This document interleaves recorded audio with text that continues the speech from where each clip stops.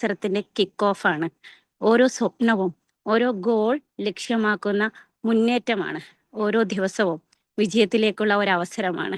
FIFA world cup പോലെ ലോകത്തെ ഒന്നിപ്പിക്കുന്ന ആവേശവും പ്രതീക്ഷയും ഈ പ്രഭാതവും നമ്മുടെ ഹൃദയങ്ങളിൽ നിറയട്ടെ.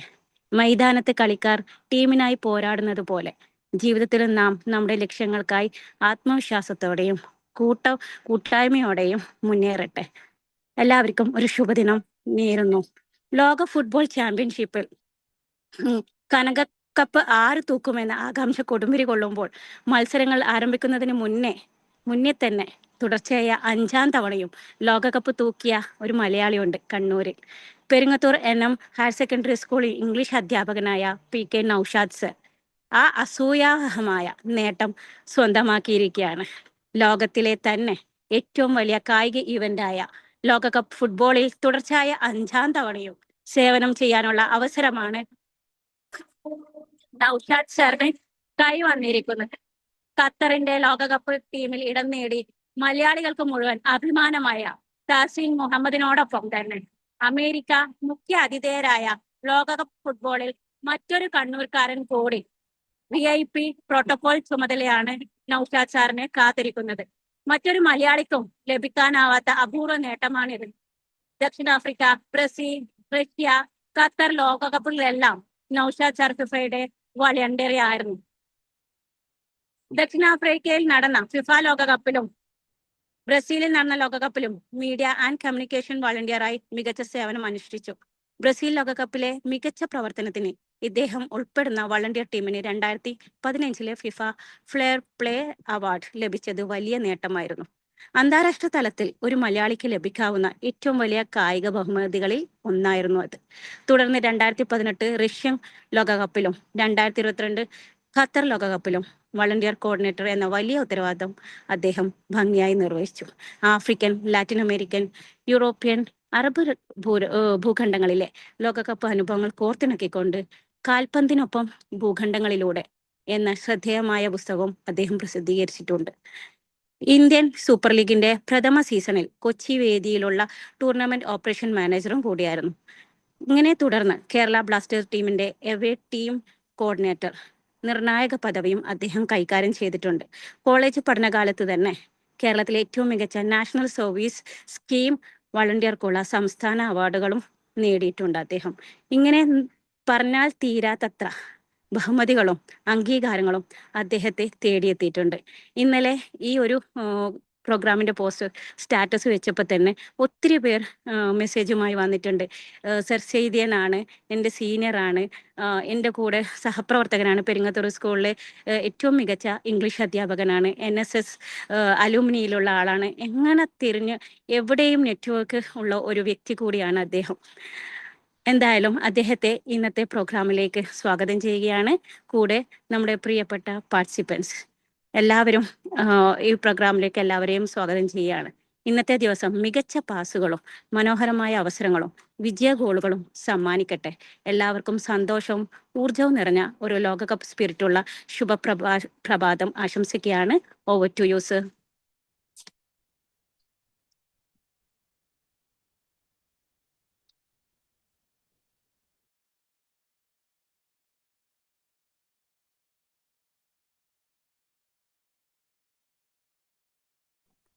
നൗഷാദ് സർ.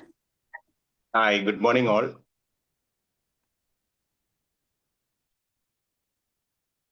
പ്രശസ്ത സഞ്ചാരിയായിട്ടുള്ള ഇബ്നു ബത്തൂത്ത ഒരു തവണ പറഞ്ഞതായി നമുക്ക് കാണാം, യാത്രകൾ നമ്മളെ ആദ്യം നിശബ്ദരാക്കും, പിന്നീട് അത് നമ്മെ ഒരു കഥാകാരനുമാക്കും.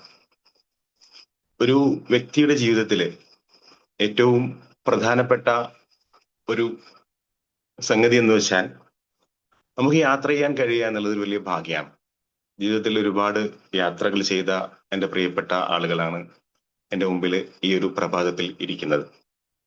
എന്നെ സംബന്ധിച്ചിടത്തോളം യാത്രകൾ വെറും യാത്രകളായിരുന്നില്ല, അതിനൊപ്പം ഒരു വലിയ ലക്ഷ്യം കൂടി ഉണ്ടായിരുന്നു എന്നുള്ളതാണ് എൻ്റെ യാത്രയുടെ പ്രത്യേകത. ഈ ഒരു സുപ്രഭാതത്തിൽ പ്രിയപ്പെട്ട എൻ്റെ ഈ ഒരു കൂട്ടായ്മയിലെ അംഗങ്ങളോട് ഒരു വലിയ അനുഭവങ്ങൾ ഒന്നും എനിക്ക് പങ്കുവെക്കാനില്ല എങ്കിലും ജീവിതത്തിൽ ഒരു വ്യക്തി എന്ന നിലയിൽ നമുക്ക് എത്തിച്ചേരാൻ കഴിഞ്ഞ ചില മേഖലകൾ, ആ മേഖലകളെ കുറിച്ച് ചെറിയ രീതിയിൽ നിങ്ങളുമായി സംവദിക്കാൻ സാധിക്കുക എന്നുള്ളത് തന്നെ വലിയൊരു അനുഗ്രഹമായി ഞാൻ കാണുകയാണ്. എന്റെ യാത്രകൾ ഒരു അധ്യാപകൻ എന്ന നിലയിൽ കുട്ടികളുമായി സംവദിക്കുന്നതിനിടയിൽ പലപ്പോഴും എന്റെ അനുഭവങ്ങളാണ് കുട്ടികളോട് പലപ്പോഴും പറയാൻ സാധിച്ചത്. ജീവിതത്തിന്റെ എല്ലാ മേഖലയിലുള്ള ആളുകളുമായും ചെറിയ രീതിയിലെങ്കിലും ഇടപെടാൻ കഴിഞ്ഞു എന്നുള്ളത് വലിയൊരു ചാരിതാർത്ഥ്യമായി ഞാൻ കാണുകയാണ്. എന്റെ ആദ്യത്തെ ഫിഫ വേൾഡ് കപ്പിലേക്കുള്ള യാത്ര ആരംഭിച്ചത് 2009-ലാണ്. ഒരു സാധാരണ ഗ്രാമപ്രദേശത്ത് ജനിച്ചു വളർന്ന് ഒരു സർക്കാർ സ്കൂളിൽ പഠിച്ച് വലിയ അക്കാദമിക യോഗ്യതകളൊന്നും നമുക്ക് പറയാനില്ലാത്ത ഒരവസ്ഥയിൽ 2009 ദക്ഷിണാഫ്രിക്കയിൽ നടന്ന ഫിഫ വേൾഡ് കപ്പില് അന്ന് ഫിഫയുടെ ഔദ്യോഗികമായ ഒരു വെബ്സൈറ്റില് ഇതുമായി ബന്ധപ്പെട്ട് ഒരു കോള് കാണുകയും ആ കോൾ ഫോർ ചെയ്യാനുള്ള ഒരു നോട്ടിഫിക്കേഷൻ കാണുകയും ആ നോട്ടിഫിക്കേഷന്റെ അടിസ്ഥാനത്തിൽ ഞാൻ ഓൺലൈനായിട്ട് അപേക്ഷിക്കുകയും എൻ്റെ ഒരു സുഹൃത്തിന്റെ നിർദ്ദേശപ്രകാരം ഓൺലൈനായിട്ട് അപേക്ഷിക്കുകയും 2010 അതായത് ജനുവരി മാസത്തില് ബോംബെയിലെ ദക്ഷിണാഫ്രിക്കൻ കോൺസുലേറ്റിൽ നടന്ന ഒരു ഫേസ് ടു ഫേസ് ഇന്റർവ്യൂ ആണ് എൻ്റെ ഈ ഒരു യാത്രയുടെ തുടക്കം. അന്ന് അവിടെ ഒട്ടനവധി ആളുകൾ, ഞാൻ നേരത്തെ പറഞ്ഞ പോലെ വലിയ വിദ്യാഭ്യാസ യോഗ്യതയും പ്രത്യേകിച്ച് ഇംഗ്ലീഷ് പരിജ്ഞാനവുമുള്ള ഒരുപാട് ആളുകളുള്ള ഒരു ഇന്റർവ്യൂ വേദിയിൽ പങ്കെടുക്കാൻ പറ്റി എന്നുള്ളത് ഒരു ടേണിംഗ് പോയിന്റ് ആയിരുന്നു. അന്ന് അവർ ചോദിച്ച കുറെ ചോദ്യങ്ങളില് നമുക്കറിയാലോ, നിങ്ങളിപ്പോ ഫുട്ബോൾ ഇപ്പൊ മാഡം നേരത്തെ പറഞ്ഞു, ഫുട്ബോളിനെ കുറിച്ചൊക്കെ ഒരുപാട് കാര്യങ്ങൾ പറഞ്ഞു. വ്യക്തിപരമായി ഒരു ഫുട്ബോൾ കളിക്കാരനല്ല ഞാൻ, പക്ഷെ അതിന്റെ കാര്യങ്ങളൊക്കെ അറിയാം എന്നതിനപ്പുറത്ത് നമ്മളോട് അവര് ചോദിച്ച ചോദ്യങ്ങളിൽ പ്രധാനപ്പെട്ട ഒരു ചോദ്യം, ഒരു വ്യക്തിയെ നിങ്ങൾക്ക് ഈ ഒരു ഇവന്റിനിടയിൽ പരിചയപ്പെടാൻ സാധിച്ചാൽ ഏതൊക്കെ രീതിയിൽ നിങ്ങൾക്ക് അദ്ദേഹത്തെ സഹായിക്കാൻ പറ്റും? ആസ് എൻ ഇന്റർനാഷണൽ വോളണ്ടിയർ നിങ്ങൾക്ക് അയാൾ വഴിതെറ്റി എന്ന് വിചാരിക്കുക, അല്ലെങ്കിൽ വേറെ ഏതെങ്കിലും രീതി, അങ്ങനെയുള്ള ഒരുപാട് ചോദ്യങ്ങൾ ചോദിച്ചപ്പോ പല ആൾക്കാരും ഒരുപക്ഷെ പറഞ്ഞിട്ടുണ്ടാവുക, എന്തുകൊണ്ടാണ് നിങ്ങൾ ഈ ഒരു ഈവന്റ് പങ്കെടുക്കുന്നത് ചോദിച്ചപ്പോ അവരന്ന് പറഞ്ഞിട്ടുണ്ടാവും ഒരുപക്ഷെ പ്രധാനപ്പെട്ട കളിക്കാരെ പരിചയപ്പെടുക, അതിനപ്പുറത്തുള്ള കാര്യങ്ങളൊക്കെ ആയിരിക്കാം എന്ന് ഞാൻ വിചാരിക്കുന്നു. പക്ഷെ എന്നോട് ചോദിച്ചപ്പോൾ ഞാൻ പറഞ്ഞ കാര്യങ്ങൾ, ഒരു ബീങ് എ മലയാളി അല്ലെങ്കിൽ ഒരു ഇന്ത്യൻ എന്ന രീതിയിൽ ഒരു ഗ്ലോബൽ എക്സ്പോഷർ ഉണ്ടാക്കാൻ വേണ്ടി കൂടിയാണ് ഞാൻ ഈ ഒരു ഇവന്റിൽ പങ്കെടുക്കാൻ ആഗ്രഹിക്കുന്നത്.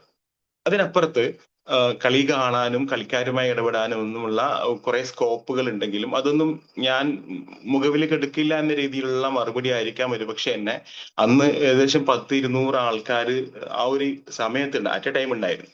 ആ സമയത്തുള്ള പിന്നെ ഒരു ഇന്റർവ്യൂവിൽ ഞാൻ അങ്ങനെ പറഞ്ഞത് കൊണ്ടായിരിക്കാം എനിക്ക് അങ്ങനെ ഒരു ചാൻസ് അന്ന് കിട്ടിയത്. ഏകദേശം ഒരാഴ്ച കഴിഞ്ഞപ്പോൾ എനിക്ക് മെയിൽ വന്നു, നിങ്ങൾ സെലക്ടഡ് ആയിട്ടുണ്ട്. സൗത്ത് ആഫ്രിക്കയിലുള്ള അതിന്റെ ഏറ്റവും പ്രധാനപ്പെട്ട ഒരു വേദിയായിട്ടുള്ള സോക്കർ സിറ്റി സ്റ്റേഡിയം, ജോഹാനസ്ബർഗിലുള്ള സോക്കർ സിറ്റി സ്റ്റേഡിയത്തിൽ നിങ്ങൾക്ക് ഈ ഒരു രീതിയിലുള്ള മീഡിയ ആൻഡ് കമ്മ്യൂണിക്കേഷൻ എന്നുള്ള ഒരുപാട് ഫങ്ഷണൽ ഏരിയകളുണ്ട് ഇതിൽ. ആ ഒരു ഇതിൽ നിങ്ങൾക്ക് പങ്കെടുക്കാനുള്ള അവസരം കിട്ടി എന്ന രീതിയിൽ ഒരു മെയിൽ വന്നപ്പോൾ സ്വാഭാവികമായിട്ടും എനിക്കത് ഒരു വലിയൊരു വാർത്തയായിട്ട് തോന്നിയില്ല. കാരണം ഞാൻ പോകാൻ ഉദ്ദേശിച്ചിട്ടില്ല, വെറുതെ ഒന്ന് അറ്റൻഡ് ചെയ്തത് മാത്രം. പക്ഷെ ഒരുപാട് ആളുകൾ ഇതുമായി ബന്ധപ്പെട്ട, നേരത്തെ മേഡം പറഞ്ഞ പോലെ ഒരുപാട് സുഹൃത്തുക്കളും ഒരുപാട് വിദ്യാർത്ഥികളൊക്കെ ഞാനൊരു മെസ്സേജ് പറഞ്ഞപ്പോൾ അവർ നിർബന്ധമായി നിങ്ങൾ പോകണം, കാരണം ഇതൊരു വലിയ അനുഭവമാണ്.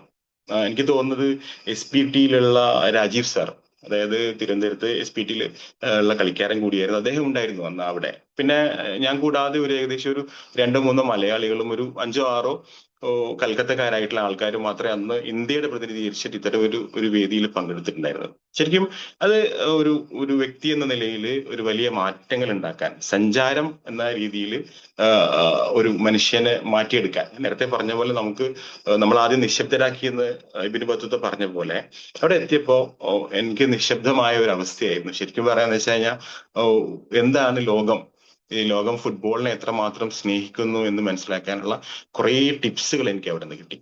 ഞാൻ പരിചയപ്പെട്ട കുറെ ആളുകൾ, ഒരു അർജന്റീനക്കാരനെ ഞാൻ പരിചയപ്പെട്ടിട്ടുണ്ടായിരുന്നു. അദ്ദേഹത്തിന്റെ ജീവിതത്തിൽ അദ്ദേഹം ഒരു പെയിന്ററാണ്.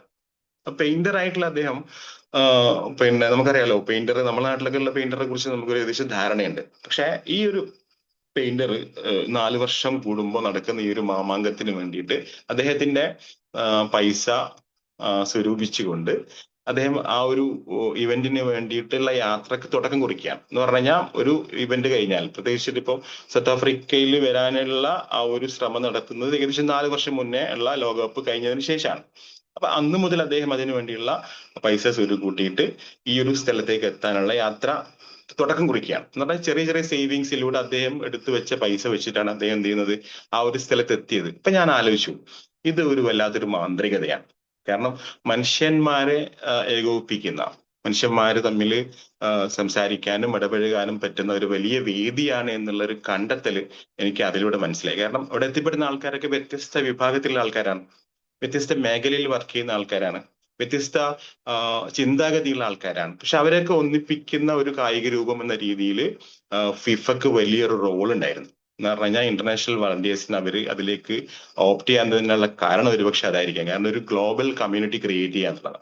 അപ്പൊ അങ്ങനെ ആ ഒരു ഗ്ലോബൽ കമ്മ്യൂണിറ്റിയിലേക്കുള്ള എൻട്രി എനിക്ക്, ഞാൻ നേരത്തെ പറഞ്ഞ പോലെ 2009 ഇന്റർവ്യൂയിലൂടെ 2010 ജൂൺ മാസത്തിൽ ഞാൻ ഏകദേശം ഒരു 8 മണിക്കൂർ, നമുക്കൊരിക്കലും ചിന്തിക്കാൻ പറ്റാത്ത ഒരു യാത്ര, ദുബായിൽ നിന്നും 8 മണിക്കൂർ യാത്ര ചെയ്തിട്ടാണ് ഞാനൊരു അടുത്ത ഭൂഖണ്ഡമായ ആഫ്രിക്കയിലെ, സൗത്ത് ആഫ്രിക്കയിലെ ജോനാസ്ബർഗില് അവിടെയുള്ള ഓർ ടാംബോ എന്ന് പറയുന്ന എയർപോർട്ടിൽ ഇറങ്ങിയത്. ഇറങ്ങിയ മുതൽ ഈ ഫുട്ബോളിന്റെ ആ ഒരു ആരവം എനിക്ക് അവിടെ ഫീൽ ചെയ്യാൻ പറ്റി. അതിന് പിന്നിൽ ഈ ഫിഫയുടെ റോള് വലുതാണ്. കാരണം ഇത്രയും ആളുകളെ ഏകോപിപ്പിക്കാനും ഇത്രയും ആളുകളെ അതിലേക്ക് കൊണ്ടുവരാനുള്ള ഒക്കെയുള്ള ശ്രമം അവർ നടത്തുന്നു എന്നുള്ളത് വലിയ കാര്യമാണ്. പക്ഷെ സമകാലിക കാര്യങ്ങളിലൊക്കെ നമുക്ക് വിയോജിപ്പുകൾ ഉണ്ടാവാം. എങ്കിലും അന്ന് ഞാൻ കണ്ട കാര്യങ്ങളിൽ ഈ ഒരു ഗ്ലോബൽ എക്സ്പോഷർ എനിക്ക് ഉണ്ടാക്കിയെടുക്കുന്നതിൽ അന്നത്തെ ആ ഒരു യാത്ര വളരെ സഹായകമായിട്ടുണ്ട്. ഇപ്പൊ ഞാൻ നേരത്തെ പറഞ്ഞല്ലോ, യാത്രകൾ നമുക്ക് പലർക്കും പല രീതിയിലാണ്. യാത്ര എന്ന് പറയുന്നത് ഓരോ കാരണങ്ങൾ കൊണ്ട് നമ്മൾ യാത്ര ചെയ്യാറുണ്ട്. പക്ഷെ എന്റെ കാരണം ഫുട്ബോൾ ആയിരുന്നു, ഫുട്ബോൾ വളണ്ടിയറിങ് ആയിരുന്നു. അപ്പൊ ആ ഒരു മേഖലയിൽ ഭൂരിഭാഗം ആളുകളും ഇല്ല എന്നുള്ളതാണ്. എന്ന് പറഞ്ഞാൽ അങ്ങനെ ആൾക്കാർ ശ്രമിക്കാറില്ല. എന്താണ് ഇതെന്ന് അറിയാത്തത് കൊണ്ട് പലപ്പോഴും ശ്രമിക്കാറില്ല. ഇപ്പൊ 2010 ഞാൻ പറഞ്ഞല്ലോ, 2010 ആ ഒരു ഏകദേശം ഒരു 25ഓളം ദിവസം വ്യത്യസ്ത സ്ഥലങ്ങൾ യാത്ര ചെയ്തു. നമ്മളെ സംബന്ധിച്ചിടത്തോളം സൗത്ത് ആഫ്രിക്ക എന്ന് പറയുമ്പോൾ നമ്മൾ നേരത്തെ പഠിച്ചത് ഗാന്ധിജിയെ കുറിച്ചാണ്. ഗാന്ധിജി യാത്ര ചെയ്ത കമ്പാർട്ട്മെന്റ്, ഗാന്ധിജിയെ ഇറക്കി വിട്ട കമ്പാർട്ട്മെന്റ്, അതൊക്കെ വളരെ മനോഹരമായി ഒരു ചരിത്ര സ്മാരകമായി അവിടെ പ്രിട്ടോറിയയിലും അവിടെയുള്ള ബാക്കി ഭാഗങ്ങളിലൊക്കെ എനിക്ക് സഞ്ചരിക്കാൻ പറ്റി. ഗാന്ധിജിയുമായി ബന്ധപ്പെട്ട കുറേ മോണുമെന്റ്സ് അവിടെ ഉണ്ട് എന്നുള്ളത് ഒരു ഇന്ത്യക്കാരൻ എന്ന നിലയിൽ ഭയങ്കരമായ ഒരു അഭിമാനം തോന്നിയ നിമിഷമായിരുന്നു. കാരണം അവരത്രയും ആദരിക്കുന്നുണ്ട് ഗാന്ധിയെ. സമകാലിക രാഷ്ട്രീയ പശ്ചാത്തലത്തിൽ നമുക്കറിയാലോ ഗാന്ധി എത്രത്തോളം നമ്മളെ നാട്ടിൽ അറിയപ്പെടുന്നുണ്ടെന്നുള്ളത്. അപ്പോ അവിടെ എത്തിയപ്പോൾ എനിക്ക് മനസ്സിലായി, ഗാന്ധി ഒരു ഏകദേശ ഒരു ഭാരതീയന്റെയും മനസ്സിലുള്ള നല്ല രൂപം അത് സൗത്ത് ആഫ്രിക്കയിലും അദ്ദേഹത്തെ കുറിച്ചിട്ടുള്ള മോണുമെന്റ്സിലൂടെയൊക്കെ എനിക്ക് കാണാൻ സാധിച്ചു എന്നുള്ളത് ഒരു വലിയ സന്തോഷമായിട്ട് ഇന്നും നിലനിൽക്കുകയാണ്. പിന്നെ എന്നോട് പല ആൾക്കാർ ചോദിച്ചിട്ടുണ്ട്, എന്തായിരുന്നു ഏറ്റവും മനോഹരമായ ഒരു മുഹൂർത്തം എന്ന് പറഞ്ഞത്. അതായത് ഫുട്ബോൾ പ്രേമികളാണ് ഭൂരിഭാഗം ആളുകളും ഇതുമായി ബന്ധപ്പെട്ട് ചോദ്യങ്ങൾ ചോദിക്കുക. അപ്പോ ഞാൻ നേരത്തെ പറഞ്ഞല്ലോ, എന്റെ ലക്ഷ്യം എന്ന് പറയുന്നത് കളിക്കാരെ കാണുകയോ അല്ലെങ്കിൽ കളിയുടെ ടെക്നിക്കൽ വശങ്ങൾ അപഗ്രഥിക്കുകയോ ഒന്നുമല്ല. അതിന്റെ ചുറ്റുപാടുള്ള കാര്യങ്ങൾ, ഞാൻ കണ്ട കാര്യങ്ങൾ. നമ്മൾ സാധാരണ പണ്ട് വോളിബോളൊക്കെ കാണാൻ പോകുമ്പോൾ, ഞാനൊക്കെ ചെറിയ പ്രായത്തിൽ എന്റെ വീട്ടിന്റെ അടുത്തൊക്കെ ഒരുപാട് വയലുണ്ട്. ഈ വയൽ പ്രദേശത്തൊക്കെ വോളിബോൾ ടൂർണമെന്റ് നടക്കുമ്പോൾ എന്റെ ഒരു ഹോബി എന്ന് പറയുന്നത് ഈ കളിക്കാരെ കാണുക എന്നപ്പുറത്ത് കളി കാണുന്ന കുറെ ആൾക്കാരുണ്ട്. അവരെ മുഖഭാവം ശ്രദ്ധിക്കുക, അവരെ മൂവ്മെന്റ് ശ്രദ്ധിക്കുക. എന്ന് പറഞ്ഞു കഴിഞ്ഞാൽ കളിക്കാരെക്കാളും കൂടുതൽ ജാഗ്രതയോടെ അടിക്കാനും സ്മാഷ് ചെയ്യാനൊക്കെ പറയുക ഈ പറഞ്ഞ ആളുകളാണ്. എന്ന് പറഞ്ഞു കഴിഞ്ഞാൽ ഈ കളി കാണുന്ന ആൾക്കാരെ കാണാൻ ഭയങ്കര ഭംഗിയാണ്. എന്ന് പറഞ്ഞു കഴിഞ്ഞാൽ അവർ ആ ഒരു ആവേശത്തിന്റെ മുന്നിലാണ് പലപ്പോഴും ഞാൻ കളി കാണാം. ചിലപ്പോൾ കളിക്കാരനെ ഞാൻ കണ്ടിട്ടുണ്ടാവില്ല, പക്ഷെ കളിക്കാരന് കളി പറഞ്ഞു കൊടുക്കുന്ന ഒരു ടീം ഉണ്ടാവും. അടിക്കടാന്ന് പറഞ്ഞിട്ട് അക്ബർ കെട്ടലിന്റെ കഥയിൽ പറഞ്ഞ പോലെ ഊക്കറെ അടി എന്ന് പറയുന്ന രീതിയിലുള്ള ഒരു ടീം പുറത്തുണ്ടാവും. എന്നെ സംബന്ധിച്ചിടത്തോളം ഈ സോക്കർ സിറ്റി സ്റ്റേഡിയത്തിന്റെ പുറത്തുള്ള കാഴ്ചകൾ കാണാനാണ് ഞാൻ ഭൂരിഭാഗം സമയം ചെലവഴിച്ചത്. അത് കളി ഉള്ള സമയത്ത്, എനിക്ക് ഡ്യൂട്ടിയുള്ള സമയത്ത് ഞാൻ അവിടെ ഉണ്ടാവും. പക്ഷെ കളിക്കാരനെ കണ്ടു എന്ന് ചോദിച്ചപ്പോ ഞാൻ പറഞ്ഞൊരു മറുപടി ഉണ്ട്. അർജന്റീനയുടെ ഇതിഹാസ താരം, ലോകം ഇന്നും ആരാധിക്കുന്ന ഒരു ഇതിഹാസ താരം ഡീഗോ മറഡോണ. അദ്ദേഹം അർജന്റീനയുടെ കളിയുടെ സമയത്ത് ഈ സോക്കർ സിറ്റി സ്റ്റേഡിയത്തിലേക്ക് വരും. എന്നിട്ട് ആദ്യം, അതായത് നമ്മള് വിസിലിന് മുന്നേ, അതായത് നമ്മള് കിക്ക് ഓഫിന് മുന്നേ ഒരു 10-15 മിനിറ്റ് അദ്ദേഹം ഗ്രൗണ്ടിലുണ്ടാവും. അദ്ദേഹം ഗ്രൗണ്ടിലേക്ക് ഇറങ്ങി വരുമ്പോൾ ഒരു ആരവമുണ്ട്. ശരിക്കും എന്റെ കാതിൽ ഇന്നും അന്ന് അത് ആ ഒരു ആരവം മുഴങ്ങുന്നുണ്ട്. കാരണം സൗത്ത് ആഫ്രിക്കയിൽ ഒരു പ്രത്യേക വിസിലായിരുന്നു വൂസൈല എന്ന് പറയുന്നത്. ഈ വൂസൈലയൊക്കെ അതിന്റെ ഏറ്റവും അത്യുച്ഛലമായ സൗണ്ടില് ആളുകള് ഊതി വിടുകയും അതിന്റെ സൗണ്ടും അതിന്റെ പ്രകമ്പനവും അതിന്റെ കൂടെ ഈ മറഡോണയുടെ എൻട്രി ഉണ്ട്, മാസ് എൻട്രി. ഇതാണ് ഇന്നും എന്റെ കാതില് ഞാൻ കേൾക്കുന്ന ഒരു ശബ്ദം എന്ന് പറഞ്ഞാൽ അത്രയും മനോഹരമായിട്ടാണ് അദ്ദേഹം ആ ഒരു ഇതിലേക്ക് ഇറങ്ങുന്നത്. കാരണം കളിക്കാരൻ അല്ല അന്ന്, അദ്ദേഹം കോച്ചാണ്. എന്നിട്ട് പോലും ലോക ജനത അദ്ദേഹത്തെ ഏറ്റെടുത്തു എന്നുള്ളത് ഒരു വലിയ ഒരു ഒരു എന്താ പറയാ, ഒരു വല്ലാത്തൊരു, നമ്മൾ സാധാരണ പറയില്ല നമുക്കൊരു ഗൂസ് ബമ്പിംഗ് എന്നൊക്കെ പറയില്ല, ആ രീതിയിലുള്ള ഒരു സംഭവമാണ്. പിന്നെ ഈ പറഞ്ഞ പോലെ ലോകം ഏറ്റെടുത്ത ഒരു പാട്ടുണ്ടായിരുന്നു ആ സമയത്ത്, ഈ വക്ക വക്ക എന്നൊക്കെ പറഞ്ഞിട്ടുള്ള ഒരു പാട്ടുണ്ട് ഷാക്കിറയുടെ. ഷാക്കിറ എന്ന് പറയുന്ന ഒരു ഗായികയും അന്നാണ് ലോകം പരിചയപ്പെട്ടത് എന്നാണ് എനിക്ക് തോന്നുന്നത്. അത്രയും ഫേമസ് ആയിട്ടൊരു ഇന്നും ലോകകപ്പ് എന്ന് പറയുമ്പോൾ വേൾഡ് കപ്പിലുള്ള പാട്ടാണ്. അപ്പൊ ഓപ്പണിംഗ് സെറമണിയിൽ ആ പാട്ട് കേൾക്കാനുള്ള ഭാഗ്യം, ലൈവായിട്ട് ആ പാട്ട് കേൾക്കാനുള്ള ഭാഗ്യം എനിക്ക് ഉണ്ടായി എന്നുള്ളത് വളരെ ചാരിത്രത്തോടെ എന്റെ സൗത്ത് ആഫ്രിക്കൻ ഓർമ്മയിൽ ഞാൻ ചേർത്ത് വെക്കുന്ന ഒരു സാധനമാണ്. പിന്നെ അവിടെ ചേർത്ത് വെക്കാനുള്ള ഒരു പ്രധാനപ്പെട്ട ഒരു പോയിന്റ് എന്ന് പറയുന്നത്, ഞാൻ തലശ്ശേരിയിലുള്ള ഒരു ട്രാവൽ ഏജന്റ് മുഖേനയാണ് ഈ ഒരു ടിക്കറ്റ് എടുത്തത്. ടിക്കറ്റ് എടുത്തപ്പോ അറിയാലോ, ആദ്യമായിട്ടാണ് ഇത്രയും ദൂരം ഞാൻ യാത്ര ചെയ്യുന്നത്. അപ്പൊ സ്വാഭാവികമായിട്ടുള്ള പേടി, പിന്നെ ആളുകൾ പറഞ്ഞ് ഉണ്ടാക്കിയ ഒരു രൂപം, ആ പ്രദേശത്തെ കുറിച്ച്, ആ ഒരു നാട്ടിനെ കുറിച്ച് ഒരു പ്രത്യേക രീതിയിലാണ് ആൾക്കാർ പറഞ്ഞുണ്ടാക്കിയത്.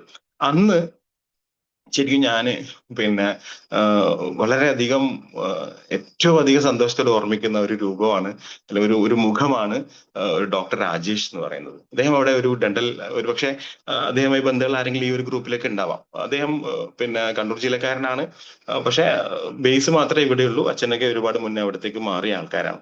അപ്പോൾ ഭൂരിഭാഗം സൗത്ത് ആഫ്രിക്കൻസും അങ്ങനെയാണ്. ബാക്ക് ഒറിജിൻസ് പലപ്പോഴും ഇന്ത്യ പാകിസ്ഥാനിലൊക്കെ പോയ ആൾക്കാരാണ്. അപ്പൊ അദ്ദേഹം മലയാളം സംസാരിക്കും. അദ്ദേഹത്തിന്റെ ഭാര്യ കോഴിക്കോടുകാരിയാണ്. അപ്പോ പിന്നെ രണ്ടുപേരും ഡെന്റിസ്റ്റ് ആണ്. അപ്പൊ അവര് പിന്നെ അവിടെ ഇറങ്ങിയപ്പോ, ഇന്നത്തെ പോലെ വാട്സപ്പോ കൂടുതൽ കമ്മ്യൂണിക്കേഷൻ ഒന്നും ഇല്ലാത്തൊരു കാലഘട്ടത്തിലാണ്, മൊബൈൽ ഫോൺ പോലും അത്ര അധികം പിന്നെ പ്രചാരം ഇല്ലാത്തൊരു കാലത്ത് ഞാനവിടെ ഇറങ്ങിയ ഉടനെ തന്നെ ഒരു വിത്തിൻ 10 മിനിറ്റ്സ് എനിക്ക് ഇദ്ദേഹത്തെ കാണാൻ പറ്റി എന്നുള്ളത് ഒരു വലിയൊരു ഭാഗ്യം, അല്ലെങ്കിൽ വലിയ എന്തോ ഒരു, നമ്മൾ സാധാരണ ഈ ഉറുമ്പുകളെ കുറിച്ച് പറയാറുണ്ടല്ലോ, ഉറുമ്പുകൾ വഴിതെറ്റി പോകാതിരിക്കാൻ, അതുപോലെ ഒരു മലയാളിയെ കണ്ടു കഴിഞ്ഞാൽ മറ്റൊരു മലയാളി തിരിച്ചറിഞ്ഞു എന്നുള്ള ഒരു സന്തോഷം ഞാൻ ഇന്നും അത്ഭുതത്തോടെ ഓർമ്മിക്കണം. വലിയൊരു ആൾക്കൂട്ടാണ്. അതായത് 2-3 ഫ്ലൈറ്റുകൾ വന്ന് ഇറങ്ങിയിട്ട് എയർപോർട്ടിൽ നിൽക്കുമ്പോൾ ഇദ്ദേഹം എന്നെ കണ്ടുപിടിക്കുകയും 2-3 ദിവസം അദ്ദേഹത്തിന്റെ വീട്ടിൽ, വളരെ അപരിചിതനായ ഒരു മനുഷ്യനാണ് ഞാൻ, എന്നെ കുറിച്ച് ഒരു പിന്നെ ബാക്ക്ഗ്രൗണ്ട് അദ്ദേഹത്തിന് അറിയില്ല, ഇങ്ങനെ വരുന്നു പിന്നെ ഈ പറഞ്ഞ അക്ബർ ട്രാവൽസിലുള്ള അദ്ദേഹം വിളിച്ചു പറഞ്ഞ ആ ഒരു ബന്ധം മാത്രമേ അദ്ദേഹമായിട്ട്, പക്ഷെ അദ്ദേഹത്തിന്റെ ഭാര്യയും ഒരു ചെറിയ കുട്ടിയാണുള്ളത്. അവരുടെ ആ ഒരു സ്വകാര്യ അപ്പാർട്ട്മെന്റില് എന്നെ 3-4 ദിവസം താമസിപ്പിച്ചു. പിന്നെ അന്ന് ഞാൻ ഇത് പ്രതീക്ഷിച്ചിട്ടില്ല. എന്ന് പറഞ്ഞാൽ യാത്രയിൽ നമ്മൾ ശ്രദ്ധിക്കേണ്ട ഒരു പ്രധാനപ്പെട്ട കാര്യം തണുപ്പുണ്ടാവും. തണുപ്പ് നമുക്കറിയാലോ, ഞാൻ വിചാരിച്ചു അഡ്ജസ്റ്റ് ചെയ്യാം, തണുപ്പ് വലിയ കുഴപ്പമൊന്നുമില്ലല്ലോ, തണുപ്പായിട്ട് അങ്ങ് പോവാന്നൊക്കെ വിചാരിച്ചിട്ട് ഞാൻ തണുപ്പിനെ അത്ര വലിയ കാര്യമാക്കി എടുത്തിട്ടില്ല. പക്ഷെ അവിടെ എത്തിയപ്പോഴാണ് മനസ്സിലായത് -12 മേലെയൊക്കെയാണ് പലപ്പോഴും രാത്രി തണുപ്പ്. ഈ തണുപ്പ് എനിക്ക് ഒരു തരത്തിലും അങ്ങ് സഹിക്കാൻ പറ്റാത്തപ്പോൾ അദ്ദേഹം എനിക്ക് സ്വന്തമായി 2 സെറ്ററൊക്കെ വാങ്ങിച്ചു തന്നു. ഇന്നും ഞാൻ ആ സെറ്റർ സൂക്ഷിച്ചു വെക്കുന്നുണ്ട്, യാത്രയുടെ ഓർമ്മയായിട്ട്, സൗത്ത് ആഫ്രിക്കൻ യാത്രയുടെ ഓർമ്മയായിട്ട്. ഡോക്ടർ രാജേഷിന്റെ ഫാമിലിയെയും ഞാൻ ഇന്നും ഓർമ്മിക്കുകയാണ്. ഇതാണ് ബന്ധം എന്ന് പറയുന്നത്. നമ്മൾ സഞ്ചാരി എന്ന നിലയിൽ ഞാൻ നേരത്തെ പറഞ്ഞല്ലോ, നമ്മൾ സ്റ്റോറി ടെല്ലറാക്കി മാറ്റുന്ന ഒരു ഘടകം ഇത്തരത്തിലുള്ള ബന്ധങ്ങളാണ്. ഒരാളല്ല, അങ്ങനെ നൂറുകണക്കിന് ആളുകളെ, അത്തരം പരിചിത മുഖങ്ങളും അപരിചിത മുഖങ്ങളും നമ്മളിലൂടെ നടത്തിയ യാത്രകൾ എന്റെ യാത്രകളെക്കാളും വലുതാണ്. എന്ന് പറഞ്ഞാൽ ഞാൻ ഇത്രയും ദൂരം യാത്ര ചെയ്തിട്ട് അവിടെ എത്തുന്നതിനേക്കാൾ അപ്പുറത്താണ് ഇത്തരം ആളുകളുമായി ഇടപഴകാൻ സാധിച്ചു എന്നുള്ളത്. പിന്നെ 2014 ബ്രസീൽ അറിയാലോ, ഫുട്ബോളിന്റെ ഗന്ധമുള്ള നാടാണ്. അദ്ദേഹം അവിടെയുള്ള കുറെ ആൾക്കാര് ഇപ്പോഴും പിന്നെ ഈ പറഞ്ഞ പോലെ ഞാൻ പറഞ്ഞല്ലോ, നവമാധ്യമങ്ങളിലൂടെയൊക്കെ നമ്മളായിട്ട് സ്ഥിരം ചാറ്റ് ചെയ്യുന്ന ആൾക്കാരും അങ്ങനെ ബന്ധമുള്ള കുറെ ആൾക്കാരും അവിടെയുണ്ട്. അവിടെ കുർട്ടിബ എന്ന് പറയുന്ന ഒരു സ്റ്റേറ്റിലാണ് എനിക്ക് ഡ്യൂട്ടി കിട്ടിയത്. അവിടെ ഈ പറഞ്ഞ പോലെ മീഡിയയിൽ തന്നെയാണ് എനിക്ക് വർക്ക് ചെയ്യാൻ പറ്റിയത്. ലോകത്തിലെ വ്യത്യസ്ത രാജ്യങ്ങളിലെ മീഡിയ പേഴ്സൺസിനെ സപ്പോർട്ട് ചെയ്യാൻ പറ്റി എന്നുള്ളത് ഒരു വലിയ ചാരിതാർത്ഥ്യമായി കാണുകയാണ്. പിന്നെ ബ്രസീലില് സിലബസിൽ പോലും ഫുട്ബോളുള്ള ഒരു രാജ്യമാണ്. ആസ് എ ടീച്ചർ എന്നുള്ള നിലയ്ക്ക് ഞാൻ ആദ്യം പോയത് ഒരു സ്കൂളിൽ പിന്നെ 2 ബാച്ചായിട്ട് നടക്കുന്ന സ്കൂൾ. അതൊക്കെ ഞാൻ എന്റെ പുസ്തകത്തില് വളരെ മനോഹരമായിട്ട് എഴുതി എന്ന് എന്റെ സുഹൃത്തുക്കൾ പറഞ്ഞിട്ടുണ്ട്. കാരണം ഞാൻ അന്നൊരു കോളം ചെയ്തിരുന്നു മാധ്യമത്തില്, ബ്രസീൽ ടീറ്റ്സ് എന്ന് പറഞ്ഞിട്ട്. അതുപോലെ ഏഷ്യാനെറ്റിൽ ഞാൻ ഈ പറഞ്ഞ കാര്യങ്ങളൊക്കെ വെച്ചിട്ട് 1-2 ഫീച്ചറുകൾ, മീഡിയ വണിലൊക്കെ ഞാൻ കുറച്ച് ഫീച്ചറൊക്കെ ചെയ്തിരുന്നു. അന്ന് കൂടുതൽ ആളുകൾ അവിടെ എത്തിപ്പെടാത്തൊരു കാലത്തായിരുന്നല്ലോ 2014 എന്ന് പറയുന്നത്. ഫുട്ബോളിൽ എനിക്ക് തോന്നുന്നു ഇന്ത്യക്കാരൊക്കെ വളരെ കുറഞ്ഞ ആൾക്കാർ മാത്രം അവിടെ വന്ന ഒരു സമയമായിരുന്നു. എനിക്ക് തോന്നുന്നത് ഫുട്ബോളർ IM വിജയൻ അങ്ങനത്തെ ഒരു ടീംസ് മാത്രമേ അന്ന് അവിടെ വന്നതായിട്ട് എന്റെ ഓർമ്മയിലുള്ളൂ. കൂടുതൽ ആളുകൾ ഉണ്ടാവാം, മോഹൻലാലൊക്കെ വന്നൊരു സമയമാണ്. അപ്പോ ഞാൻ എഴുതിയ പുസ്തകത്തിന്റെ ഒരു പുറംചട്ടയാണിത്. ഇതാണ് ഞാൻ എഴുതിയ പുസ്തകം. ഇത് പിന്നെ കോഴിക്കോടുള്ള ട്രെൻഡ് ബുക്സ് ഇറക്കിയ പുസ്തകമാണ്. ഇതിലാണ് ഞാൻ ഈ പറഞ്ഞ കാര്യങ്ങളൊക്കെ വ്യക്തമായിട്ട് ഞാൻ ഇതിൽ പ്രതിപാദിച്ചിട്ടുണ്ട്. അപ്പോ ഈ പുസ്തകം ഇപ്പം ട്രെൻഡ് ബുക്സിൽ അവൈലബിൾ ആണ്. കൽപ്പന്തിനൊപ്പം ഭൂഖണ്ഡങ്ങളിലൂടെയാണ് എന്റെ പുസ്തകത്തിന്റെ പേര്. അപ്പോൾ ഞാൻ പറഞ്ഞു വന്നത് ബ്രസീലില് ഈ ഒരു അനുഭവമാണ്. എന്ന് പറഞ്ഞു കഴിഞ്ഞാൽ ഫുട്ബോളിന്റെ ഗന്ധം ഉള്ള ഒരു മണ്ണ്. ചെറിയ കുട്ടികൾ പോലും ചെറിയ പ്രായത്തിലും ഫുട്ബോളിനെ കുറിച്ചിട്ട് സംസാരിക്കുകയും ഫുട്ബോൾ എന്താണ് എന്നുള്ളത് നമുക്ക് മനസ്സിലാക്കി തരികയും ചെയ്തൊരു കാലഘട്ടം. എന്ന് പറഞ്ഞു കഴിഞ്ഞാൽ ഇങ്ങനെയൊക്കെയാണ് ഫുട്ബോൾ ഭ്രാന്തന്മാർ ഇങ്ങനെയൊക്കെ ഉണ്ട് എന്ന് നമ്മ പഠിപ്പിച്ച ഒരു യാത്രയായിരുന്നു. കാരണം നമുക്ക് പുറമെ കേൾക്കുന്ന പല കഥകളും അസ്ഥാനത്താണ്. നമ്മൾ അങ്ങനെയാണല്ലോ, കഥകൾ ഉണ്ടാക്കാൻ മിടുക്കന്മാരാണ്. അവിടെ അങ്ങനെയാണ്, അവിടെ ഇങ്ങനെയാണ്. വ്യക്തിപരമായി എനിക്ക് തന്നെ ആൾക്കാർ പറഞ്ഞിട്ടുണ്ട്, അവിടെ അങ്ങനെയൊക്കെയാണല്ലോ, നിങ്ങൾ എങ്ങനെയാണ് അവിടെ മാനേജ് ചെയ്യുന്നത്. പക്ഷെ ഒരു യാത്രക്കാരൻ എന്ന നിലയിൽ, ഒരു ലക്ഷ്യത്തിലേക്കുള്ള യാത്രയിൽ നമുക്ക് ആ പറഞ്ഞ കാര്യങ്ങളിൽ നിന്നും നമ്മൾ അത്ര മൈൻഡ് ചെയ്താത്തത് കൊണ്ട് തന്നെ എനിക്ക് അതിലൊക്കെ പൂർണ്ണമായിട്ടും വിജയിക്കാൻ പറ്റിയിട്ടുണ്ട്. ആസ് എ പേഴ്സൺ എന്റെ എല്ലാ ക്വാളിറ്റിയും കീപ്പ് ചെയ്തുകൊണ്ട് എനിക്ക് എന്ത് ചെയ്യാൻ പറ്റിയിട്ടുണ്ട്, യാത്രകൾ നടത്താൻ പറ്റിയിട്ടുണ്ട്. പിന്നെ അവിടെ ഏകദേശം ഒരു 30-32 ദിവസം ഞാൻ ഉണ്ടായിരുന്നു. കുർട്ടിബ എന്ന് പറയുന്ന സ്റ്റേറ്റിൽ ഞാൻ പറഞ്ഞല്ലോ, അത് സാവോപോളിൽ നിന്ന് ഏകദേശം ഒരു 1000 കിലോമീറ്ററിന്റെ ഉള്ളിലുള്ള വലിയ രാജ്യമായതുകൊണ്ട് തന്നെ നമുക്കൊരു പ്രദേശത്ത് നിന്ന് മറ്റു പ്രദേശത്തേക്ക് പോകാൻ ശരിക്കും നല്ല സമയം എടുക്കും. ബസ്സിലൊക്കെ ആണെങ്കിൽ നല്ല സമയം എടുക്കും. പിന്നെ ഫ്ലൈറ്റ് ആണ് കുറച്ച് കോസ്റ്റ്ലി ആയതുകൊണ്ട് തന്നെ പലപ്പോഴും ഞാൻ ബസ് അങ്ങനത്തെ മാർഗത്തിലൂടെ യാത്ര ചെയ്തത്. അവിടെ എനിക്ക് ഫീൽ ചെയ്തൊരു പ്രധാനപ്പെട്ട ഒരു പോയിന്റ് എന്ന് പറയുന്നത്, അവിടെ ഒരു സ്റ്റേഡിയം, അത് ശരിക്കും ആമസോൺ ഫോറസ്റ്റിന്റെ നടുക്ക് തന്നെ എന്ന് പറയാം. അവിടെ കളി നടക്കുമ്പോൾ ശരിക്കും ബ്രസീലിനേക്കാൾ കൂടുതൽ ആളുകൾ ഉണ്ടാവുക അർജന്റീനിയൻസ് ആണ്. കാരണം അർജന്റീന ബോർഡറിൽ ഏകദേശമായിട്ട് വരും. അതുകൊണ്ട് തന്നെ അവിടെയുള്ള ആളുകൾ ഭൂരിഭാഗവും ഇപ്പൊ നമ്മള് നേപ്പാളിന്റെ അതിർത്തി അല്ലെങ്കിൽ പാകിസ്ഥാന്റെ അതിർത്തി ഈസി ആണെങ്കിൽ അറിയാലോ, നമ്മുടെ നാട്ടിൽ നിന്ന് ഈസി ആയിട്ട് പോയി വരാനുള്ള സ്ഥലമാണെങ്കിൽ അവിടുത്തെ ആൾക്കാരാണ് കൂടുതൽ വരിക, ഇന്ത്യക്കാരെക്കാൾ കൂടുതൽ. അതുകൊണ്ട് തന്നെ അർജന്റീനിയൻസ് കുറേ ഉള്ള ഒരു മാച്ചും എനിക്ക് അവിടെ കാണാൻ പറ്റി. അതായത് ഒരു കിളിക്കൂട് എന്നാണ് അതിന്റെ ഒരു സ്റ്റേഡിയത്തിന്റെ പേര് തന്നെ മലയാളത്തിൽ നമുക്ക് കിളിക്കൂട് എന്ന് പറയാം. ഒരു നമ്മുടെ എക്കോസിസ്റ്റത്തിനൊന്നും ഡിസ്ട്രക്ട് ചെയ്യാത്ത രീതിയിലുള്ള ഒരു നല്ല കാഴ്ചപ്പാടോടുകൂടി ഉണ്ടാക്കിയ ഒരു സ്റ്റേഡിയം. കൂടുതലൊന്നും എന്ത് ചെയ്തിട്ടില്ല, നമ്മളെ പ്രകൃതിനെ ബുദ്ധിമുട്ടിക്കാതെ ഉണ്ടാക്കിയ ഒരു സ്റ്റേഡിയം അവിടെ ഉണ്ട്. ആ സ്റ്റേഡിയത്തിൽ ഒരു കളി കാണാൻ എനിക്ക് പോകാൻ സാധിച്ചിട്ടുണ്ട്. അപ്പൊ അവിടെ ഈ പറഞ്ഞ പോലെ എന്താണ്, ഒരു ഓരോ കുട്ടിയും ചിന്തിക്കുന്നത് ഈ ഫുട്ബോളിനെ കുറിച്ചും പിന്നെ അവിടെ വന്ന ആൾക്കാരും ഈ പറഞ്ഞ പോലെയൊക്കെ തന്നെയാണ്. കാരണം ഒരുപാട് സ്ട്രെയിൻ ഒക്കെ എടുത്ത് വന്ന് കളി, അതേ ഇതൊരു ഹരമായിട്ട് കാണുന്ന ആൾക്കാർ. ഇപ്പൊ തന്നെ പുതിയ ലോകക്രമത്തിൽ നമ്മൾ ഒന്നിപ്പിക്കുന്ന ഒരു സാധനം എനിക്ക് തോന്നുന്നത് ഫുട്ബോൾ മാത്രമാണ്. നമ്മളെല്ലാവർക്കും ആൾക്കാരെയും ഒന്നിപ്പിക്കുന്ന, ഇപ്പൊ നമ്മളൊക്കെ ഇപ്പൊ എന്റെ വീട്ടിന്റെ മുമ്പിലൊക്കെ ഇഷ്ടമാതിരി ഫ്ലാഗുകൾ, അർജന്റീനൻ ഫ്ലാഗുകൾ, പോർച്ചുഗലിന്റെ ഫാൻസ്. എനിക്ക് തോന്നുന്നു പോർച്ചുഗലാന്ന് തോന്നുന്നു, സ്കൂളിലൊക്കെ കുട്ടികളുടെ ഇടയിൽ ഒരു ട്രെൻഡ് എന്ന് പറഞ്ഞാൽ പോർച്ചുഗലാന്ന് തോന്നുന്നു. അപ്പൊ പോർച്ചുഗലിന്റെ ആൾക്കാരൊക്കെ ഇങ്ങനെ എന്താ പറയാ മത്സരിക്കുകയാണ്. കാരണം ഇവിടെ നമുക്ക് ഒരു സാഹചര്യം ഉണ്ടാക്കി എടുക്കാൻ സാധിക്കും എന്നുള്ളതിന് തെളിവാണ്. കാരണം നമ്മൾ അതിനൊക്കെ വല്ലാതെ നിരുത്സാഹപ്പെടുത്തി നിങ്ങൾ അങ്ങനെയൊന്നും കൂടുതൽ ഇതിലേക്ക് പോകണ്ട എന്ന് ഒരുപക്ഷെ നമുക്ക് അതിനൊക്കെ ഒരു അതിർവരമ്പ് വെക്കാം. പക്ഷെ അതൊക്കെ പ്രൊമോട്ട് ചെയ്താൽ മാത്രമേ കുട്ടികളുടെ മനസ്സിൽ പോലും, ഇപ്പൊ ഒറ്റ ഉദാഹരണം ഞാൻ പറയാം.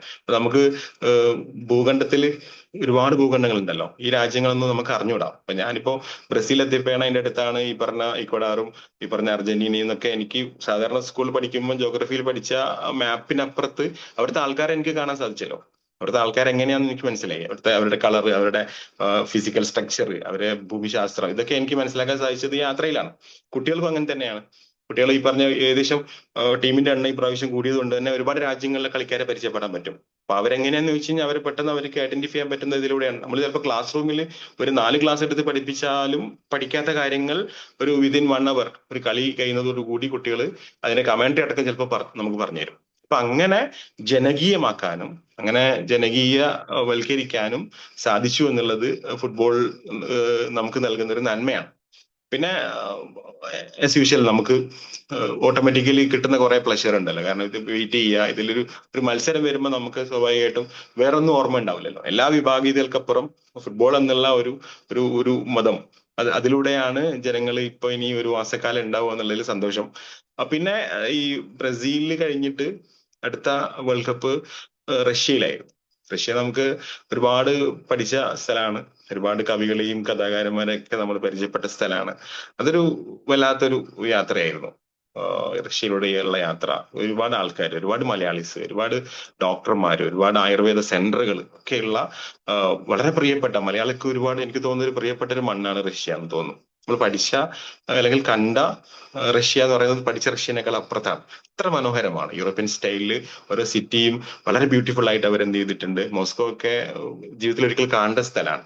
അപ്പോ സെന്റ് പീറ്റേഴ്സ്ബർഗിലാണെങ്കിലും ഇവിടെയൊക്കെ ഞാൻ നേരത്തെ പറഞ്ഞ കഥാകാരന്മാരുടെ ഗന്ധം ഇങ്ങനെ അവിടെ ഇവിടെയൊക്കെ ഉണ്ട്. നമ്മൾ നടന്നു പോകുമ്പോൾ നമ്മൾ മനസ്സിലേക്ക് അവരിങ്ങനെ വരും. എന്തായാലും നമ്മൾ പഠിച്ചതുകൊണ്ട്. ഇപ്പൊ മാക്സിം ഗോർക്കി ആണെങ്കിലും ദസ്തവേസ്കി ആണെങ്കിലും അവരൊക്കെ ജീവിച്ച മണ്ണിലൂടെയാണ് നമ്മൾ യാത്ര എന്നുള്ള ബോധം നമുക്കുണ്ടാവും. പിന്നെ ഒരു മിഡ് നൈറ്റ് സൺ, അതൊരു ജോഗ്രഫിയിൽ പണ്ട് പഠിച്ചപ്പോൾ അത് ഞാൻ ആ ഒരു പോയിന്റ് ആണ് പറയാൻ ഉദ്ദേശിച്ചത്. കാരണം ക്ലാസ് റൂമിൽ ഒരു ജോഗ്രഫി അധ്യാപകൻ ഇത് പഠിപ്പിക്കണമെങ്കിൽ ഭയങ്കര ബുദ്ധിമുട്ടാണ്, മിഡ് നൈറ്റിൽ എങ്ങനെയാ സണ്ണ് വരിക എന്നൊക്കെ. പക്ഷെ ജോണസ്ബർഗിൽ പലപ്പോഴും ഒരു മണിക്കൊക്കെ ആണ് സൂര്യൻ അസ്തമിക്കുന്നത് എന്ന് പറയുമ്പോൾ ഇത് നേരിട്ട് കണ്ടു എന്ന് ഞാൻ പറഞ്ഞപ്പോ കുട്ടികൾക്ക് ഭയങ്കര അത്ഭുതമായിരുന്നു. ഓ അങ്ങനെ ഉണ്ടല്ലേ. അപ്പൊ അത് ശരിക്കും ജോഗ്രഫിക്കൽ ഡിഫറൻസ് പഠിപ്പിക്കാൻ ചിലപ്പോൾ ആ യാത്രയിലൂടെ എനിക്ക് സാധിച്ചിട്ടുണ്ട്. അതായത് അത്ര മനോഹരമായ ഒരു ആ രീതിയിൽ അതിനെ വിവരിക്കാൻ സാധിക്കുക എന്ന് പറയുന്നത് നല്ല കാര്യമാണല്ലോ. അപ്പോ യാത്ര സമ്മാനിച്ച വേറൊരു അഡ്വാൻറ്റേജ് ആണ് ഇത്തരം കാര്യങ്ങൾ പറഞ്ഞു കൊടുക്കാൻ, ഇത്തരം കാര്യങ്ങളും പറയാൻ പറ്റുക എന്നുള്ളത്. അപ്പോൾ സെന്റ് പീറ്റേഴ്സ്ബർഗിലും പോകാൻ പറ്റി, മോസ്കോയിൽ പോകാൻ പറ്റി, പിന്നെ അതുപോലെ സോച്ചി എന്ന് പറഞ്ഞ സ്ഥലത്ത് പോകാൻ പറ്റി. ഇപ്പൊ റഷ്യ വലിയൊരു രാജ്യമാണ്. പറഞ്ഞ ബ്രസീൽ കൊണ്ട് പറഞ്ഞ പോലെ തന്നെ റഷ്യ വലിയ ഒരു രാജ്യമാണ്. അപ്പൊ എന്തായാലും യാത്ര ചെയ്യണം. നമ്മള് അങ്ങനെ ഒരു കൊതി ഉണ്ടായാൽ മാത്രമേ നമുക്ക് യാത്ര ചെയ്യാൻ പറ്റുള്ളൂ. നമുക്ക് അങ്ങനെ ഒരു ബേണിംഗ് ഡിസയർ. അപ്പൊ സിജിയിലൊക്കെ സ്ഥിരം പറയുന്ന ഒരു വേർഡാണ് ബേണിംഗ് ഡിസയർ. ശരിക്കും എന്നെ സംബന്ധിച്ചിടത്തോളം ഞാൻ സിജിയിലും ഉണ്ടായിരുന്നു. സിജിയിലൊരു RP-IT ഇൻഡക്ട് ഒക്കെ ചെയ്ത ആളായിരുന്നു. അപ്പോ അന്ന് എനിക്ക് കിട്ടിയ ഒരു പോയിന്റ് ബേണിംഗ് ഡിസയർ ആണ്. വെറുതെ നമ്മൾ വായുകൊണ്ട് ബേണിംഗ് ഡിസയർ എന്ന് പറഞ്ഞാൽ നടക്കൂലല്ലോ. നമ്മൾ എന്തായാലും അങ്ങനെ ഡിസയർ ഉണ്ടാക്കിയെടുത്താൽ നമുക്ക് എന്ത് ചെയ്യാൻ പറ്റും, നിർബന്ധമായിട്ട് പോകാൻ. അതിനുള്ള ഉദാഹരണമാണ് ഞാൻ. എനിക്ക് എന്തായാലും അങ്ങനെയൊക്കെ പോകാൻ പറ്റിയതിന്റെ കാരണം ഒരുപാട് പൈസ ഉണ്ടായിട്ടോ ഒരുപാട് പിന്നെ ഇതൊന്നും ഉണ്ടായിട്ടല്ല. എനിക്ക് അങ്ങനെ ആഗ്രഹം വന്ന് ഞാനങ്ങ് ഇറങ്ങി, അത്ര തന്നെ ഉള്ളൂ. അപ്പൊ അതില് ഒരു അവസരം ഇങ്ങനെ കിട്ടിയപ്പോ അതിലൂടെ എനിക്ക് യാത്ര ചെയ്യാൻ പറ്റി എന്നുള്ളതാണ്. അപ്പോ റഷ്യ പിന്നെ ഒരു മനോഹരമായ രാജ്യമാണ്. റഷ്യയിലൊക്കെ പോയ ആൾക്കാർ ഇതിലുണ്ട്, ഉണ്ടാവാം. അവർക്ക് പിന്നെ ഞാൻ പറയുന്ന കൂടുതൽ കാര്യങ്ങൾ പറയാൻ പറ്റുമായിരിക്കും. പക്ഷെ ഒരു ഫുട്ബോളിന്റെ ബാക്കിൽ യാത്ര ചെയ്ത ആൾ, ഫുട്ബോളിന്റെ പിറകെ യാത്ര ചെയ്ത ആൾ എന്നുള്ള നിലക്ക് ആ രാജ്യത്ത് ഞാൻ പോയി. ഈ പറഞ്ഞ മാച്ചിന്റെ കൂടെ തന്നെ ഒരുപാട് യാത്രകൾ നടത്താൻ അവിടെയും സാധിച്ചു എന്നുള്ളതാണ്. അപ്പൊ അത് വളരെ മനോഹരമായ ഒരു അനുഭവമാണ്. ആ അനുഭവങ്ങൾ ചിലപ്പോൾ നമുക്ക് പൈസ കൊടുത്താൽ കിട്ടൂല. അതാണ് ഞാൻ പറഞ്ഞത്. പൈസക്കാര് ഒരുപാട് ഉണ്ടായിട്ട് ഒരുപാട് പൈസ നമ്മളെ കയ്യിൽ വെച്ചിട്ട് കാര്യമൊന്നുമില്ല. നമ്മൾ അതൊക്കെ എടുത്ത് നമ്മൾ യാത്ര ചെയ്താൽ മാത്രമേ എന്താണ് ലോകം, എന്താണ് ലോകത്ത് നടക്കുന്നത്, എങ്ങനെയാണ് മനുഷ്യന്മാരുള്ളത് എന്നൊക്കെ നമുക്ക് മനസ്സിലാക്കാൻ പറ്റുള്ളൂ. അപ്പോ അതാണ് അതിന്റെ ആ 3 ഭൂഖണ്ഡങ്ങളിലൂടെയുള്ള എന്റെ യാത്രയിൽ എനിക്ക് പ്രധാനമായിട്ടും നിങ്ങളോട് സംവദിക്കാനുള്ളത്. ഒരുപാട് പറഞ്ഞു പോയെന്ന് വിചാരിക്കുന്നു. എന്തൊക്കെയോ ഞാൻ പറഞ്ഞിട്ടുണ്ട്. ഒരു അടുക്കും ചിട്ടിയൊന്നുമില്ല. നല്ല കോൾഡായിരുന്നു ഇന്നലെ. ഇപ്പൊ ഞാൻ തിങ്കളാഴ്ച പോവുകയാണ്. തിങ്കളാഴ്ച എന്റെ യാത്ര ആരംഭിക്കുകയാണ്. പ്രാർത്ഥനയിൽ ഉണ്ടാവുക. ഞാൻ പിന്നെ തിങ്കളാഴ്ച വൈകിട്ട് കോഴിക്കോട് നിന്ന് അബുദാബി വഴി അറ്റ്ലാന്റയിലേക്കാണ് പോകുന്നത്. എന്റെ മാച്ച് 18ന് പിന്നെ അറ്റ്ലാന്റയിലുണ്ട്. അത് കഴിഞ്ഞ് 20ന് ഞാൻ ന്യൂയോർക്കിലോട്ട് പോകും. ന്യൂയോർക്കില് പിന്നെ ന്യൂജേഴ്സി സ്റ്റേഡിയത്തിലുണ്ട്. അത് കഴിഞ്ഞിട്ട് കുറച്ച് യാത്രയൊക്കെ ചെയ്യണമെന്ന് എനിക്ക് ആഗ്രഹമുണ്ട്. ഒരുപാട് ഫ്രണ്ട്സ് ഈ പറഞ്ഞ പോലെ ഒരുപാട് ഗ്രൂപ്പിലൊക്കെ എന്നെ ആഡ് ചെയ്തിട്ടുണ്ട്. അത് ഭയങ്കര ഒരു ഭാഗ്യമാണ്. കാരണം നമ്മളെ അറിയാത്ത ആരൊക്കെയോ എന്നെ പിടിച്ചിട്ട് ഈ പറഞ്ഞ പിന്നെ KMCC എന്നൊക്കെ പറഞ്ഞ ഗ്രൂപ്പിലൊക്കെ എന്നെ ആഡ് ചെയ്തിട്ടുണ്ട്. അപ്പൊ പിന്നെ ന്യൂയോർക്ക് വഴി അവിടെയുള്ള കുറച്ച് ഈസ്റ്റേൺ പ്രൊവിൻസ് ഒക്കെ ഒന്ന് യാത്ര ചെയ്യണമെന്ന് ആഗ്രഹമുണ്ട്. അപ്പൊ ആ യാത്രയിലും നിങ്ങളുടെയൊക്കെ പിന്തുണ ഞാൻ ആഗ്രഹിക്കുകയാണ്, പ്രതീക്ഷിക്കുകയാണ്. നിങ്ങളോടൊപ്പം ഇനിയും ഇങ്ങനെയൊക്കെ സംസാരിക്കാൻ സാധിക്കട്ടെ. എനിക്ക് തോന്നുന്നു സമയം ഒരുപാട് അതിക്രമിച്ചു എന്ന് തോന്നുന്നു. 7 മണി ആവാനായി അല്ലെ മാഡം? 7 മണി ആയില്ലേ? അപ്പോ ആവാറായി. ഓക്കെ ഒരു സംശയം ചോദിച്ചോട്ടെ? പറയും. ഈ യാത്രകൾക്കൊക്കെ ഉള്ള ഫിനാൻഷ്യൽ സപ്പോർട്ട് എങ്ങനെയാ? അത് ഫിനാൻഷ്യൽ സപ്പോർട്ട് എന്ന് പറയുന്നത് ഞാൻ പറഞ്ഞല്ലോ നേരത്തെ. ഞാൻ ബ്രസീലിൽ പോയപ്പോൾ ഞാൻ മാധ്യമത്തിൽ എഴുതിയിരുന്നു. 1 മാസക്കാലം മീഡിയ മണിൽ ഞാൻ ചെയ്തിരുന്നു. അപ്പൊ കുറച്ച് പൈസയൊക്കെ അങ്ങനെ കിട്ടി. പിന്നെ ഈ ഫുഡും അക്കോമഡേഷനും ഫിഫ പ്രൊവൈഡ് ചെയ്യും. പിന്നെ അന്ന് സൗത്ത് ആഫ്രിക്കയിൽ എനിക്ക് റീഎംബേഴ്സ്മെന്റ് കിട്ടിയിരുന്നു. കുറച്ച് പൈസ ഒക്കെ ഏകദേശം ഒരു 30,000 രൂപയുടെ അടുത്ത് റീഎംബേഴ്സ്മെന്റ് ആയിട്ട് കിട്ടിയിരുന്നു. പിന്നെ ബ്രസീലും ചെറിയ പൈസയൊക്കെ അവര് എന്ത് ചെയ്തിട്ടുണ്ട്, ഇന്റർനാഷണൽ വളണ്ടിയേഴ്സ് എന്നുള്ളത് നമുക്ക് തന്നിട്ടുണ്ടായിരുന്നു. പിന്നെ ഖത്തറില് പറയാൻ വിട്ട ഒരു കാര്യമാണ്. ഖത്തറില് പിന്നെ അത് വേറെ തന്നെ ഒരു വൈബായിരുന്നു. മലയാളികൾ ഏറ്റെടുത്ത ഒരു വേൾഡ് കപ്പ്. അതിന് കൂടുതൽ ഞാൻ ഖത്തറിനെ കുറിച്ച് പറയണ്ടല്ലോ. എല്ലാവരും ഖത്തറിൽ പോയി മലയാളികൾക്ക് പ്രാപ്യമാക്കി കൊടുത്തു. ഫിഫ എനിക്ക് തോന്നുന്നത് മലയാളികൾക്ക് നടത്താൻ വേണ്ടിയിട്ട് ഖത്തറിൽ തന്നാണ്. അത്രയും മനോഹരമായ ഒരു ലോകകപ്പ്. അപ്പം എന്തായാലും ഒരു സാർത്ഥകമായ ഒരു ഇത്രയും ആളുകൾ രാവിലെ തന്നെ എന്നെ കേൾക്കാൻ ഉണ്ടായതിൽ സന്തോഷം. വളരെ നന്ദിയോടെ ഞാൻ ഈ ഒരു പ്രോഗ്രാമിന്റെ കോർഡിനേറ്റേഴ്സിനെ ഓർമ്മിക്കുകയാണ് ഇങ്ങനെ ഒരു ഇന്ററാക്ഷൻ എനിക്ക് ഒരുക്കി തന്നതിൽ. എന്തെങ്കിലും ഉണ്ടെങ്കിൽ നമുക്ക് എന്ത് ചെയ്യാം, ഇനിയും ബന്ധപ്പെടാം. ഞാൻ അവൈലബിൾ ആണ്, എന്റെ നമ്പർ ഉണ്ട്. നമുക്ക് ഇനിയും പരസ്പരം ബന്ധപ്പെടാനുള്ള അവസരങ്ങൾ ഉണ്ടാവട്ടെ എന്ന് പ്രാർത്ഥിക്കുകയാണ്. എല്ലാ ആളുകൾക്കും നന്ദി, നമസ്കാരം. Okay sir. Good morning. രാജ്യങ്ങൾ തമ്മിൽ ആയുധങ്ങൾ കൊണ്ടുള്ള യുദ്ധങ്ങൾ മാത്രമല്ല, സ്നേഹം കൊണ്ടും ആവേശം കൊണ്ടുമുള്ള യുദ്ധങ്ങൾ കൂടി നടക്കുന്നുണ്ടെന്നാണ് ഓരോ ലോകകപ്പും നമുക്ക് മുന്നിൽ കാഴ്ചവെക്കുന്നത്. ഒരിക്കൽ പോലും നമ്മൾ ചെന്നെത്തും എന്ന് പ്രതീക്ഷയില്ലാത്ത രാജ്യങ്ങളുടെ, നേരിൽ കാണും എന്ന് ഉറപ്പില്ലാത്ത താരങ്ങളുടെ ഫ്ലക്സുകളും കട്ടൗട്ടുകളും ഗ്രാമങ്ങളിൽ ഉയരുന്നത് ഫുട്ബോൾ എന്ന ലഹരി എത്രമാത്രം മനുഷ്യ ഹൃദയങ്ങളിൽ ആവേശം ജനിപ്പിച്ച കായിക വിനോദമാണെന്ന് വീണ്ടും വീണ്ടും തെളിയിക്കുന്നതാണ്. മൈതാനങ്ങളിൽ നമ്മൾ കാണുന്ന 90 മിനിറ്റിലെ ആവേശത്തിനപ്പുറം ലോകകപ്പുകളുടെ അണിയറയിലെ യഥാർത്ഥ കളി എന്തെന്ന് നമുക്ക് കാട്ടിത്തന്ന ഒരു വേൾഡ് ക്ലാസ് മാച്ച് ആയിരുന്നു കഴിഞ്ഞ കുറച്ചു സമയം. നമ്മുടെ മുഖ്യ അതിഥി നൗഷാദ് സാറിന് വാക്കുകൾക്ക് അതീതമായ നന്ദി. ഫുട്ബോൾ ഒരു കളിയല്ല, അതൊരു ജീവിതമാണ് എന്ന് പറയാറുണ്ട്. ഭൂഖണ്ഡങ്ങളിൽ നിന്ന് ഭൂഖണ്ഡങ്ങളിലേക്ക് കാൽപന്തിനൊപ്പം സഞ്ചരിച്ച ആ വലിയ അനുഭവങ്ങൾ ഒട്ടും ഓഫ് സൈഡ് ആകാതെ ഏറ്റവും കൃത്യമായ അസിസ്റ്റുകളിലൂടെ നമ്മുടെ ഹൃദയങ്ങളിലേക്ക് ഗോളായി അടിച്ചു കയറ്റാൻ താങ്കൾക്ക് സാധിച്ചു. ക്യാമ്പസിലെ NSS വളണ്ടിയർമാരിൽ നിന്ന് തുടങ്ങി ഫിഫയുടെ ഫെയർ പ്ലേ അവാർഡ് വരെ എത്തി നിൽക്കുന്ന നിങ്ങളുടെ ഈ ജീവിതം തന്നെയാണ് സർ നമുക്ക് ലഭിച്ച ഏറ്റവും വലിയ മോട്ടിവേഷൻ. ഞങ്ങളുടെ ഈ കൊച്ചു മൈതാനത്ത് വന്ന് മനോഹരമായി കളി നിയന്ത്രിച്ച ഈ ക്യാപ്റ്റന് ഹൃദയത്തിന്റെ ഭാഷയിൽ ഡിവിഷൻ പ്രോഗ്രാമിന്റെ കൃതജ്ഞത അറിയിക്കുന്നു. അതുപോലെ തന്നെ ഈ സെഷൻ ഇത്രയും മനോഹരമാക്കിയ പ്രിയപ്പെട്ട പാർട്ടിസിപ്പൻസിന്, നിങ്ങളായിരുന്നു ഈ കളിയുടെ ഏറ്റവും വലിയ കരുത്തരായ 12ാമത്തെ കളിക്കാരൻ. ഗാലറിയിൽ നിന്ന് നിങ്ങൾ നൽകിയ മനസ്സ് നിറഞ്ഞ കയ്യടികളാണ് ഈ സെഷനെ ഒരു പെർഫെക്റ്റ് മാച്ചാക്കി മാറ്റിയത്. പെലെ പറഞ്ഞൊരു വാചകമുണ്ട്, success is no accident, it is hard work, perseverance, learning, studying, sacrifice and most of all love of what you are doing. ആ കഠിനാധ്വാനത്തിന്റെ കഥയാണ് ഇന്ന് നമ്മൾ കേട്ടത്. ആവേശകരമായൊരു ദിനം സമ്മാനിച്ചതിന് ഒരിക്കൽ കൂടി നന്ദി അറിയിക്കുന്നു. പൊടിപടലങ്ങൾ ഉയരുന്ന ചടുലക്കളത്തിൽ ചടുല ചുവടുകളുടെ വിടവുകളിൽ കൂടി മുടിചൂടാ പടയാളികളുടെ കൊടുമുടിയിൽ കിടുകിടാത്ത കിടം മറിച്ച് ചടിചുടി ഇടിചുടി തടചുടി ഇടിവെട്ട് ഷോട്ടുകളുമായി കളിക്കളം നിറഞ്ഞു കളിക്കുന്ന കാൽപന്ത് കളിക്കാരും ഗാലറികളിൽ ഇരുന്നവരെ സ്നേഹപൂർവ്വം പ്രോത്സാഹിപ്പിക്കുന്ന കാൽപന്ത് കളിപ്രേമികളുടെയും നാടായ മലപ്പുറത്ത് നിന്നും ഡിവിഷൻ ടീമിന്റെ പേരിൽ നൗഷാദ് സാറിന്റെ ഫിഫ ലോകകപ്പ് യാത്രക്കും ലോകകപ്പ് മത്സരങ്ങൾക്കും ഹൃദ്യമായ ആശംസകൾ നേർന്നുകൊണ്ട് തൽക്കാലം ഇന്നത്തേക്ക് വിടാം. Thank you all. Thank you. More power to you. Kalyani Priyadarshan